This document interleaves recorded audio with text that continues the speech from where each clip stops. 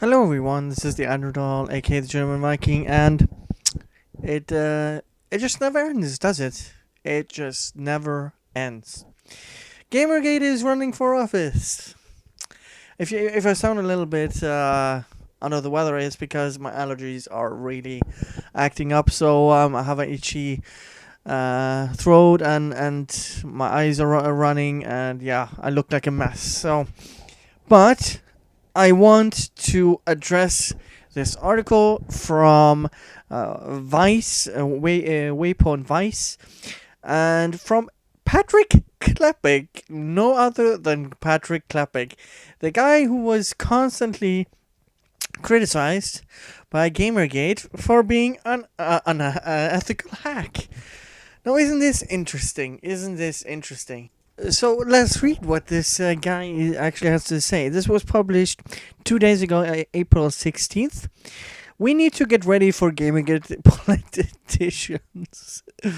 Carl Sargon of Akkad, Benjamin, one of the original voices of Gamergate, is running for a seat in the European Parliament. He's not a fringe voice, he's becoming the mainstream. Should you perhaps question yourself why that is? Content warning, this piece includes racist language and reference to rape threat. Oh my god, it's literally not a rape threat. Oh my god, oh my god. Oh my god, these people are so stupid. One of the most prominent anti-feminist voices during Gamergate has turned toward politics, having been named a candidate for the European Parliament, representing UKIP, a political party with a bent towards xenophobia, racism, and anti-immigration. That's not what it is. It's letting Britain rule over itself, which I am for as well. I'm part of Norway, and I don't like what Norway is doing with the EU. For example, we might be hit with Article 11 and 13 because we're part of this economical agreement with the EU. So I want Norway to not be in the EU. The less we're part of the EU, the better. It helped to push the UK towards its infamous Brexit vote in 2016, which the country continues to wrestle with and has yet to find a real path forward on. Yeah, because you have people who, Theresa May, who doesn't know what she's doing, and she's sabotaging the Brexit deal because she wants to be part of the EU. And it's also interesting, I have to go back to the previous sentence, racism and anti-immigration, illegal immigration, getting all the illegal people from all over the world, basically from Africa, Middle East, coming into Europe. Why do these countries have to take them? And what racism? Is Islam a race? What are we talking about here, Patrick? Anyone paying attention during Gamergate probably remembers Carl Sagan of Akkad, Benjamin. It was one of many far-right grifters. Okay, he's far-right now. Okay, that's not wrong on any on all. I mean, How can you write this stuff? Who rose to prominence in that era when the online hate group went around claiming it was for ethics? I'm pretty sure we were able to prove we were, and we've discovered so many unethical things you did, Patrick Klapek. So you should be very afraid of Gamergate. So let's go to the deepfreeze.it. And see what you have been accused of and proven what you've been doing. So, because there are several entries here. So, he was a member of Games Journals Pros, basically colluding in what was being released about gaming and also the hit pieces. Wrote about Iron Galaxy Studios in their game Dive Kick without disclosing his personal relationship with the studio's David Lang, defined as friendly by Lang himself. So, that's strike number 2. After Nintendo terminated marketing employee, he wrote an accusation article aimed at the company. The article started a media blitz that incited a strong social media response against Nintendo and claimed that the terminated employee was being harassed and Nintendo had fired her rather than defending her, saying Nintendo had watched this employee becoming the center of a witch hunt and did nothing publicly to defend her. Aside from misrepresenting the issue, and with a clear biased position. The rushed article didn't originally note that Nintendo had fired the already controversial employee for moonlighting a second job, which happened to be overwhelmingly at odds with Nintendo's kid-friendly image. The article was updated, and Klepek later responded to the criticism that he had received for his article, making the outlet the most thorough in addressing the misinformation spread in this media blitz, but still arguably weaseling out of the responsibility of spreading the news in the first place. So he didn't do his due diligence. Instigated Kevin Dent's blacklisting on Games Journals Pro. Again, yet another article about Kickstarter recent trend of being used for partial rather than full funding of games, whose original a headline accusing projects of lying about game budgets implied to be talking about the ukulele Kickstarter. Article was promptly amended, with Klepek admitting the mistake. Yet another dent in his basically on his record.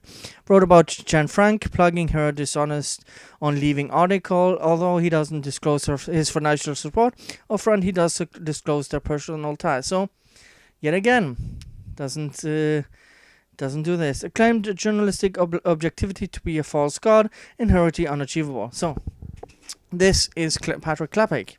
We're talking about calling everyone else thing that Gamergate is not about saying journalism, yet we have listed all of this about him. But largely spent its time harassing women online. So I can cite the WHAM and FBI. WHAM did a research where it found less than 0.5% were so-called harassing from Gamergate, and FBI cleared Gamergate of all charges. So again, wrong. In the years since, Benjamin has turned his moment in the sun into profitable endeavor with nearly a million subscribers on YouTube and more than 3,000 people sending him nearly $20,000 per month on Patreon before he was banned. Benjamin was also banned from Twitter and quickly fled to Gab, a popular haven for far-right figures chased off social media platforms. Okay, maybe you should think about why are these people getting banned off Twitter? Maybe there's a bias. Why is it always you people say that you're fair, you just want to ban people that say hateful things, but why is it always only right wing people getting banned? Aren't you for free speech? Very interesting.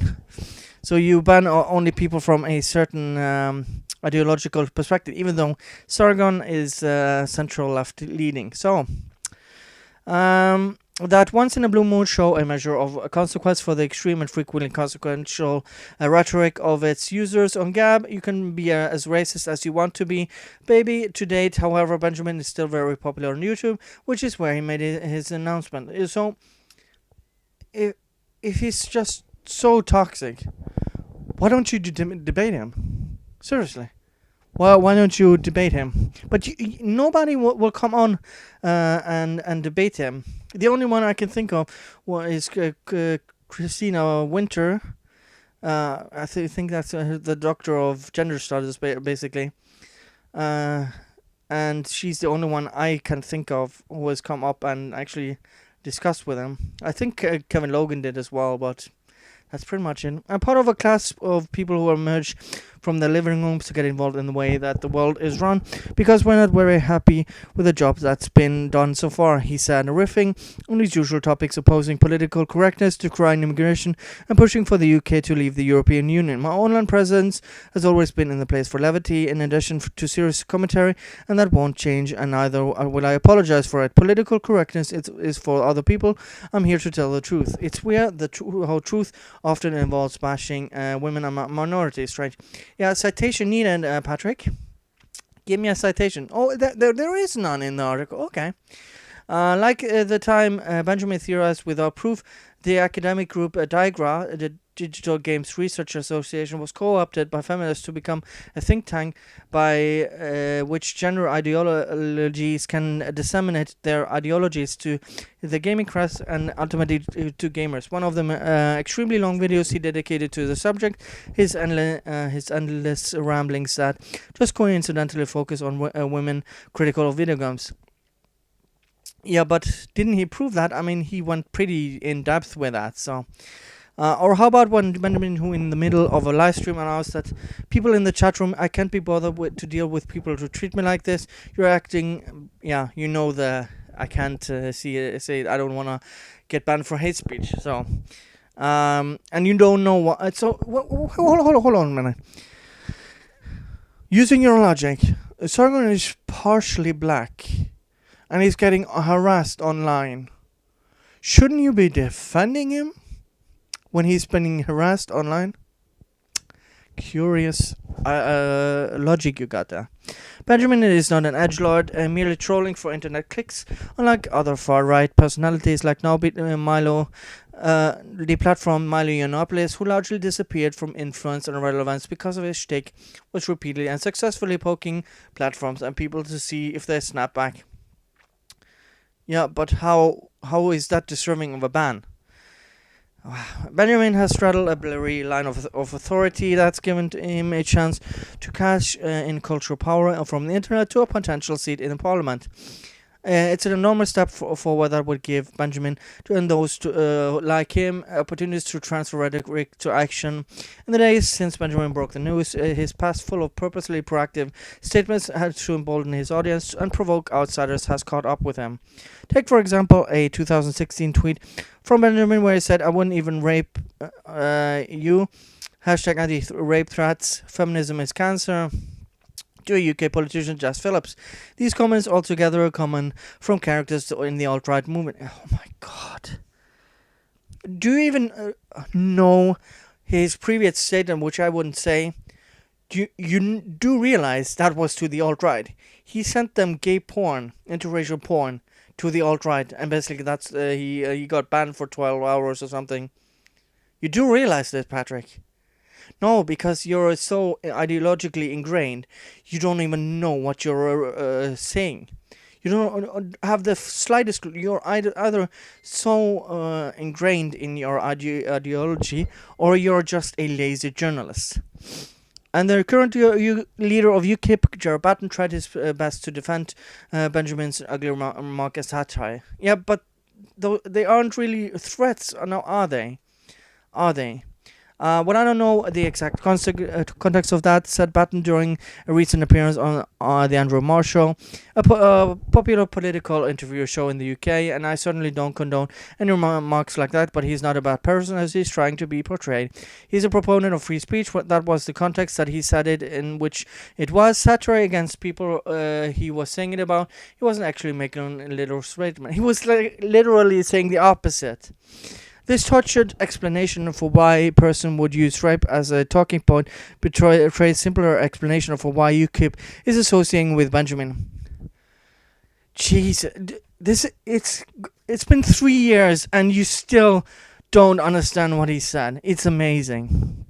It's found deep resonance on social media platforms that have spent years knowingly profiting of the racist, anti-immigrant, anti-feminist rhetoric responsible for Benjamin's popularity. Maybe people are sick of you preaching on your throne, on your pedestal, at everyone else calling them sexist and racist and xenophobic. Maybe people are sick of that. Have you thought about that, Patrick? Upon defending Benjamin, Sky News reported 3 members of European Parliament representing UKIP, Jane Collins, Jill Seymour, Margaret Parker, announced they would leave the party. To have people like Carl Benjamin on the list for the party is something I find disgusting, said Collins. And to hear Gerard Batten in national TV yesterday defending this man's use of rape as a satire made me sick to my stomach. I know women who have been... Oh my god. I know women who have been raped, and mental, physical destruction, and it wrecks on these victims and their loved ones is the opposite of satire. It is tragic. Oh my god. Oh my god, these people. Earlier this week, BuzzFeed published a piece investigating a Discord channel Benjamin promoted as part of his election campaign, a way to gather like-minded fans. What BuzzFeed found was white supremacy. Yeah, because if BuzzFeed says something, it has to be true. Like the Steele dossier that hadn't any proof whatsoever. Even Mueller had to debunk this. Are you serious? Are you serious, Patrick? If it's BuzzFeed says something, it is literally not true. There is so much fake stuff coming out of BuzzFeed, and you don't even link to the article and or proof. There are no screenshots. I mean, Jesus freaking Christ. Um, and white supremacy, anti-Semitism, support for the Christchurch Church mosque terrorists, and discussion of about murdering members of the European Parliament. That all adds up. Wow. So I clicked the actual article. He actually listed it, and there was someone saying something really crazy, and everyone said, basically, don't do this. So Oof, basically what he can do to assassinate someone. That would be murder and be wrong totally, and alas we should not. Only the people can do that. We should strip them of their humanity first. If they're not recognized as human, it's not murder, no, yes. Maybe something similar to the front. So people are disagreeing with him. So someone in the Discord is basically they don't even maybe it's just one person. Maybe it can be someone from the BuzzFeed people who went into this and started. You don't know because they censored it. You can't even see the user, and this is over a month ago. So this is weak sauce, Patrick. It's unclear if Benjamin could win. It's still early days for the upcoming election, but in post-Trump world, take nothing for granted. That he thinks he could win is scary enough. Why is it scary? Jeez. And shows how far we come since Gamergate. Again, why is it scary? And shows how far we come since Gamergate. You keep on harping on Gamergate. Nobody really talks about it. You constantly, you put it in your headline. What are you talking about? A hellscape all its own, but one where the implications were beyond grasp of too many. Yeah, like you. You're projecting now. It's easy to dismiss these types of figures as fringe or merely trolls from the internet. No, you're the troll. You're constantly defaming, lying, calling people names but using ad homs. I mean, you're projecting now. It's racist.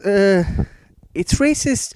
Openly marching in Charlottesville. Oh my God! So now you're linking Sargon of Akkad to Charlottesville.